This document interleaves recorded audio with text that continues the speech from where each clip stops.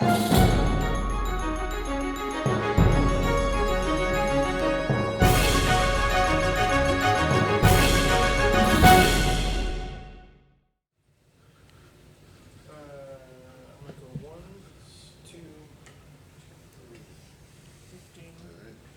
there anyone who can't the howitzer, right?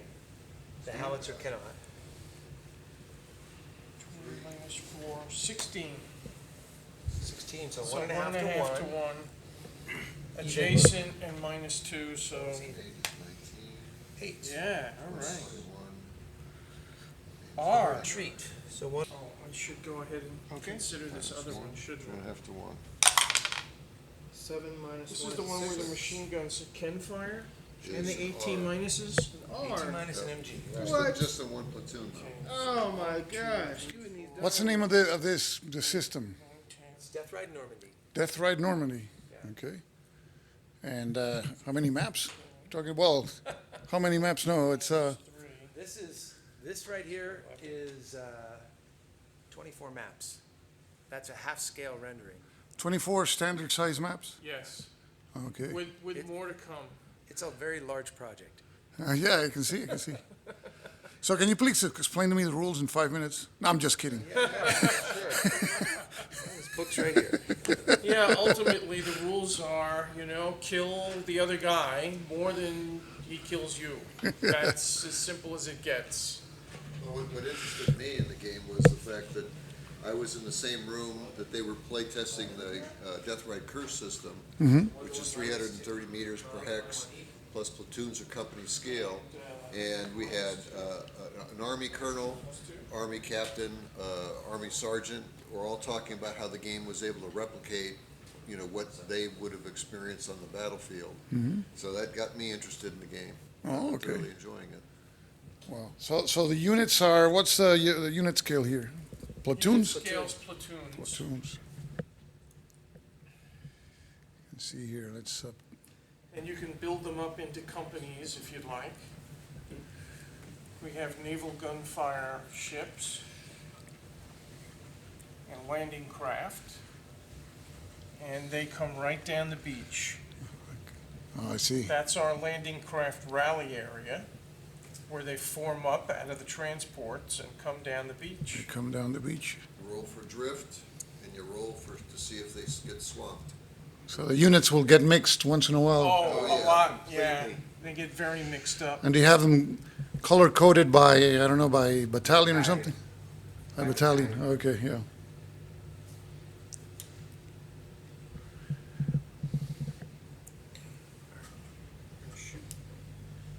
And our transports are in one of these charts on the back table here. Okay. You can't see him. Okay. Yeah, so he found the names of all the transports and the units that were on those transports. So when the game starts, the battalions are loaded on those transports. So you got the names of each transport, Yeah.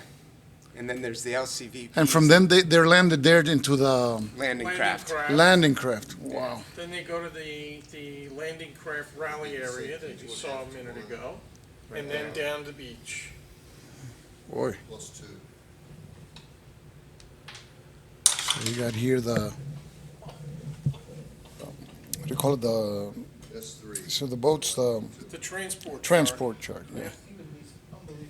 And this is the wave chart, which tells you what time the units are available Oh, to okay. start moving towards the beach. And also what kind of craft they go in towards the beach. They're different. Yeah, there are many different kinds of landing craft. Oh. LCVPs Oh, okay. are your That's right. Higgins boats. That's And right. you have landing craft infantry, which are larger but carry more people. And some other ones, landing craft tank. And those are represented by a counter too. Yeah. Where are those? So now these are Oh. not assigned to anybody, but this is a pile of these. So what landing would a crafts. Higgins boat look like? The Higgins boats look just like one of these. That's a Higgins boat. Let me see, give it a close up here. I see. And those can carry, it looks like a company's worth of troops. and we make them a little smaller or a little larger, depending on what kind of unit's going to get loaded. Wow, so you got all levels of. Yep, and every Alright. transport carries its own Higgins boats, Okay, and then they get put into the water and they start to get loaded by those troops and sent into the beach. so this scenario you're playing lasts how many days? Is it first couple of days? So right now, we're playing 6 June, and if we want to move further, which I think we're going to do, we'll go into 7 June. My turn record chart has it going up to 10 June for now. Okay. But the campaign eventually will go out to perhaps the end of July. Of course, with more maps Right, with Added. more maps. until you reach to Marseille and Paris, Berlin. So Which- this map that we're playing on is really just, Right here, just, and out to where his hand's going. yeah, so Omaha in gold. and you've already produced the other maps? Yeah, those are the maps, it. but at half scale. Oh, I see. I see Yeah, the and hexagons these are here. the maps at full scale. So, yeah, we've got production quality maps and counters. Okay, now let me ask a question that everybody who's my channel. Why do you guys love these humongous games? What? I mean, there must be a reason. What is it? So, Robert, you're probably the best. Yeah, I mean, there better be a, come on. One, it's detail, Okay. and I think that's probably the. Yeah, but the detail, you most can play a fun. game about, let's play Dog Beach, Omaha, right? You get the same detail. Yes, we could. So from the grand perspective, this is an operation, as opposed to the small piece of it, Mm-hmm. which, while we could play it, it just doesn't have the same feel. You want to feel like you're really in charge of lots of troops. And you here get the best are. of both worlds. You get the detail of focusing on a specific area combined with the grand scope of the whole operation. Yes, right? exactly. So maybe that's what you like about Yeah. this. And in a smaller scenario, a good fit is each person controls a division. Oh. A full division with some core assets, and that's quite a bit of counter. So you got to play it with a team. It's a team game. It is does typically a help a team lot game. with that, yeah. It's not very soloable. Let's say. Well, it is soloable. There's a lot of people who play it solo. To play this solo. Yeah, not the whole thing, but the smaller pieces. You imagine the nightmare it must be. I'm playing solo. I've been playing for 3 months, and my cat walks over Omaha Beach. And, You know, I really like how you can pull them out into platoons or keep them in companies. But in platoons, you can stack up to 2 companies worth, and I can have 2 platoons of infantry.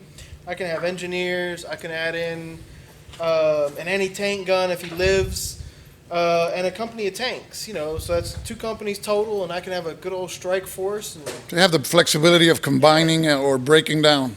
definitely. Yeah, and it's not at the detailed level of advanced squad leader. It's kind of the next level up, and it's more of an operational thing, because in the rules, you can cross-attach battalions and companies to make up the proper task force that you need for whatever it is that you want that task group to do, whether it's taking a village, pushing further into the open country, going into Burkage. You can cross-attach units like they did in the real campaign. Okay. Wow. So, well, this definitely doesn't fit in my gaming table. Doesn't fit there. And So. that's what we're gonna have. We're gonna have a really long map. In fact, I think that next year, we'll have the whole room here filled with that stretched out map right there. And the good thing about Normandy, I mean, you can play it on a stretched map without dividing tables like on the other side. Yeah, now in fact, that's what we did last year, was we separated the core areas. Yeah, I saw that. You so had that the you table could fit here, a in table there. between. Yep. Yeah. And really, we all have gaming houses. We don't have gaming rooms. Thankfully, he's got a very large room that he can put his stuff in. Yeah. I actually use my master bedroom as the game room, since I don't need it to sleep in, and so I can put a lot of big stuff down. Yeah. Plus, you don't have to play, huge scenarios.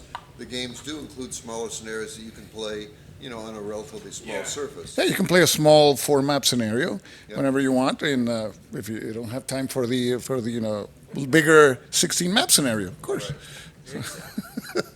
No, I really admire you guys because you have to have a lot of patience too. Sure. To set it up, now move, okay, I'm gonna go see Gone with the Wind while you're moving your counters, and I'll be right back. So, Well, that's the other thing too, is that there's a lot of opportunity fires. So Oh, okay. while my opponent's moving, I gotta pay attention to what he's doing so I can take Oh, my okay, that's shots when good. he gets in range. so it's pretty interactive in that It is respect. interactive, Right. yeah. Well, and the other interesting thing that I like about it is that you have an operations phase, and you can cycle the activities in a way to benefit you, so that you can do a whole bunch of prep fire, more or less, to soften up the enemy. You can move some units up closer to do closer in fire. Then you can do assaults, overruns. So you can time who does what task and function, again, to facilitate the overall Yeah. success of an operation that you're doing. There's not a fixed sequence when you're doing operations. You get to decide when things happen, because war is not one of these things where everyone fires first. The Germans are waiting, okay, move, your turn And to then they move. move for, next and that kind of thing. Yeah, So okay. this allows you a lot more flexibility. It's really not that hard to get the basic core rules down, but then how to devise those sequences of moves, how to unlock a puzzle, right? How to pick a lock and break down a defense and be able to, protect yourself along the way, not get shot up. And when do you guys play together? Just Consimworld, because I guess you live in separate cities and states. Yeah, we're scattered around the country. This last year, though, we were able to get together for a week in addition to this, and we get some playtime in then too. So what you plan ahead, like when you're finishing this Consimworld, what next one, what game we're gonna play and everything? Yeah, so we know already that this is just a test of Omaha and Gold. Next year's glorious game is going to be all 5 beaches. Oh, and I'm gonna be here to film that too. He said that. Good. Yeah, it was You better, Now, you better deliver, buddy. It was interesting, 'cause last year when we did the massive curse game, Yeah. we were kind of trying to convince Chris, that he would develop an Omaha game. So lo and behold, he was able, with Robert's help, to do all of the maps. They were able to put this together in 6 months. And who's the guy who, do you clip counters? That's me. Oh, you got to give this guy a medal. You must check the Guinness Book of World Records. You must have and you don't know it. The record of clipping counters. last year there were 23,000 counters in the cursed game, and Chris over there was working like a madman to see how many of those 23,000 he could get.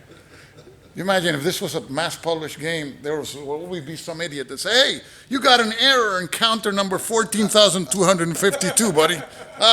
What's good? No, I really admire you guys. This is, you really have a passion for it, and it's great that you guys enjoy this, and every year you get together and enjoy this experience. We all really, the bottom line is that while the game brought us together initially, we now just feel like hanging out with each other, and that's really the whole point behind Yeah. this, is that you meet people that are fun and enjoyable to hang around with. And And do if you're something winning, that you you trash like. talk over him, and that you get That's it. even a better time. You guys, I suppose, you trash talk, Well, right? it was even more special this year to do Normandy, because Chris was over there for the 75th anniversary. He picked up a bottle of Cavados, a special Norman form of Join us brandy. tonight if you want. Oh, sure. We toasted the people that landed on Normandy. Great. And it So, was, the other interesting things, we had people that came in and were pointing at hexes that they'd visited when they had visited Normandy. I stayed there, we visited here. Yeah, which this is- map is detailed enough that you can say, I stayed in this hotel, there's a hotel right there in this Wow. city, and people are relating their experiences on Yeah, this it was- map 2 or 3 times, I'd say, in this Oh, occurred in yeah. the last couple of days. yeah. and John Krantz must love you guys. You got a room for yourself here.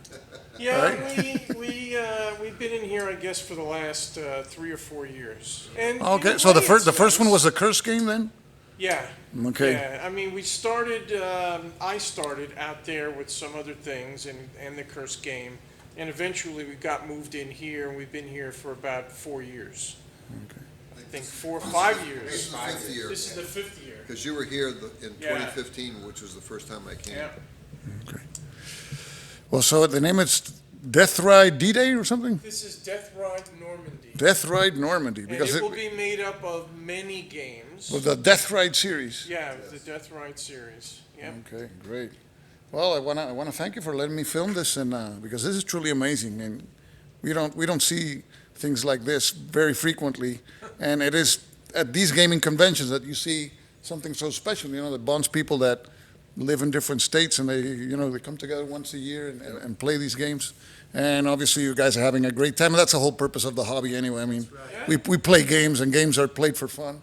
And if the game is good and we learn history, it's better. It's even better. So, I want to thank you guys for inviting me in, and continue with thank you. Death Ride Normandy. Really appreciate your time and everything. Okay, Thank very you. welcome.